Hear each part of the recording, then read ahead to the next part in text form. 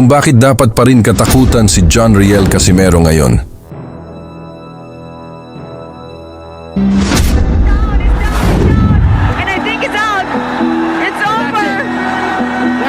Kapag hindi tatakbo ang kalaban niya, ay siguradong basag ang panga at pagmumukha. Hindi pa tapos ang kwento ni John Riel Casimero. Sa katunayan, maraming boxing fans ang naniniwala na mas delikado siya ngayon kaysa noon. Bakit nga ba dapat katakutan si John Riel Casimero ngayon? Una sa lahat, dala ni Casimero ang napakalaking experience sa ibabaw ng ring. Hindi basta ordinaryong boxer si Casimero dahil nakalaban na niya ang iba't ibang world champions mula sa iba't ibang bansa. Naranasan niya ang matitinding laban sa Japan, Amerika, at iba pang lugar kung saan kailangan mong maging matibay hindi lang sa katawan, kundi pati sa isip. At alam natin na kapag veterano na ang isang boxer, mas nagiging tuso at mas nagiging matalino sa laban. Pangalawa, nandiyan pa rin ang kanyang knockout power. Kahit sino ang kalaban, kapag tinamaan ng malinis na suntok ni Casimero, siguradong yayanig ang tuhod ng kalaban. Kilala siya bilang isang explosive fighter na kayang tapusin ang laban anumang oras. Isang pagkakamali lang ng kalaban, pwedeng matapos agad ang laban. Ito ang dahilan kung bakit maraming boxer ang nag-iingat kapag kaharap si Casimero. Pangatlo, napakalakas ng kanyang fighting spirit. Maraming pagsubok ang dumaan sa career ni Casimero. Mga kontrobersya, kanseladong laban, at matitinding kritisismo.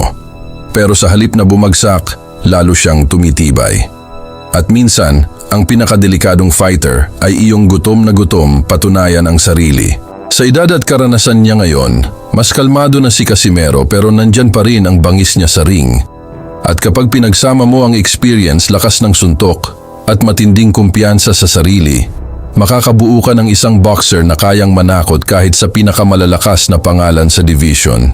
Kaya hindi nakakapagtaka kung bakit marami pa ring fans ang gustong makita si Casimero laban sa malalaking pangalan tulad ni Naoya Inoue, Junto Nakatani o iba pang world champions.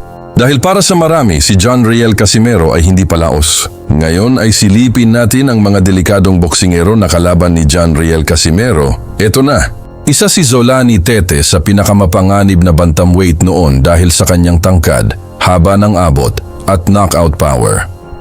Marami ang nagsabing dehado si Casimero sa laban na ito.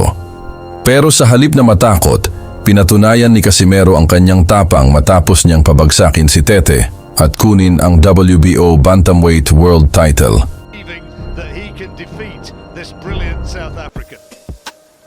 Which is achievable, but the problem is then you have that uppercut. Both those came by way of stoppage. Oh, he's a quality, and as we said earlier, whip that uppercut on the target. Casimero.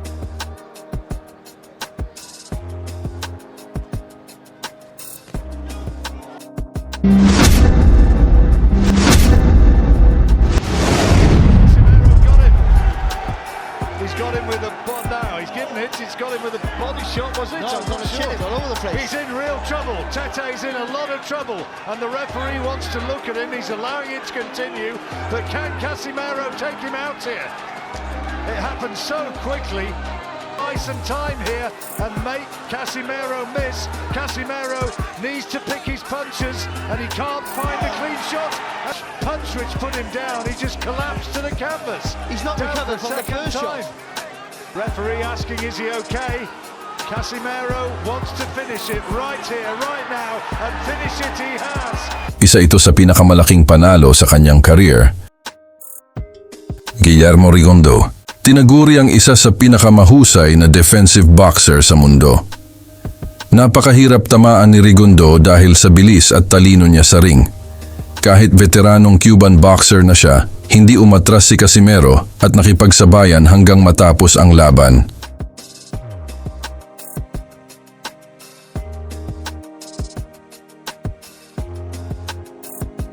Luis Nery.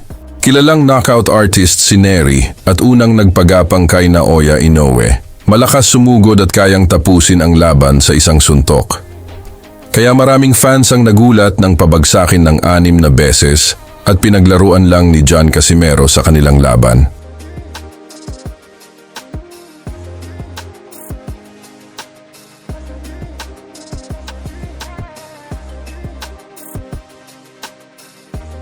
実は現状ノーランカーです。その2人の一戦、ネリは31歳、一方のカシメロ37歳。アクボディ左のフックを出していきました。カシメロ右のストレート。カシメロがかなりアグレッシブに入ってますね。距離が噛み合ってますね。はい、右、おっとダウンを奪いました。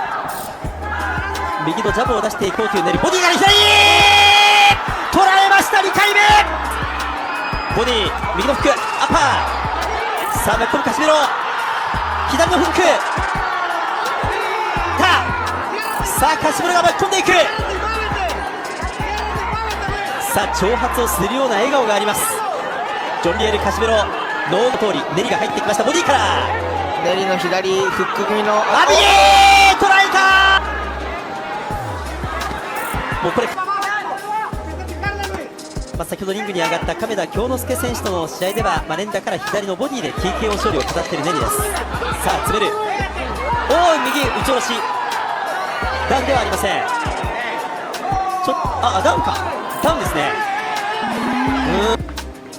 ネリのプレッシャーのかけ方は昴生さんどう見てますか？そうですね、基本的に今はもうこのカシメロのパンチも慣れてきてますし、左だ、これは全員クリーンに捉えた。そう見事に捉えました。まさに復活の白星、ジョン・リエル・カシメロ。 At ang pinakadelikado sa lahat si Naoya Inoue. Kahit hindi sila nagharap sa professional ring, maraming fans at eksperto ang naniniwalang si Inoue ang pinakamalaking hamon para kay Casimero. Tinagurian siyang monster dahil sa bilis, lakas at halos perpektong boxing skills niya. Hanggang ngayon, isa pa rin ito sa pinaka-inaabangang laban sa boxing world. Sa kabila ng lahat ng delikadong kalaban, pinatunayan ni John Riel Casimero na isa siyang tunay na mandirigma ng Pilipinas. Kaya naman hanggang ngayon, marami pa rin ang naniniwala na kaya niyang makipagsabayan sa kahit sinong boksingero sa mundo. Isa pa rin siyang malaking banta sa kahit sinong boxer sa kanyang timbang. At habang patuloy siyang lumalaban, isang bagay ang malinaw, hindi mo pwedeng maliitin si John Riel Casimero. Dahil kapag nagkamali ka laban sa kanya, maaring isang suntok lang ang katapusan mo. Kaya dapat talaga nating abangan ang mga paparating na laban ni John Riel Casimero at suportahan natin palagi.